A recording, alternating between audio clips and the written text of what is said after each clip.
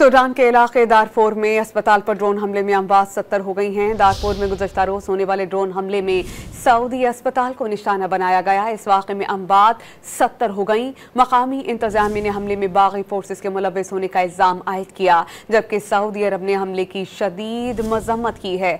Saudi वज़ारत ख़ारजा का कहना था कि मगरबी सूडान में अस्पताल पर हमला बैनुल-अक़वामी क़वानीन के खिलाफ वर्जी है। सूडान के इलाके दारफोर में अस्पताल पर ड्रोन हमले में अमवात 70 हो गई हैं। दारफोर में गुज़श्ता रोज होने वाले ड्रोन हमले में सऊदी अस्पताल को निशाना बनाया गया। इस वाक़े में अमवात 70 हो गई। मकामी इंतजामिया ने हमले में बागी फोर्सेस के मुलव्विस होने का इल्ज़ाम आयद किया, जबकि सऊदी अरब ने हमले की शदीद मजम्मत की है। सऊदी वज़ारत ख़ारजा का कहना था कि मगरबी सूडान में अस्पताल पर हमला बैनुल-अक़वामी क़वानीन के खिलाफ वर्जी है।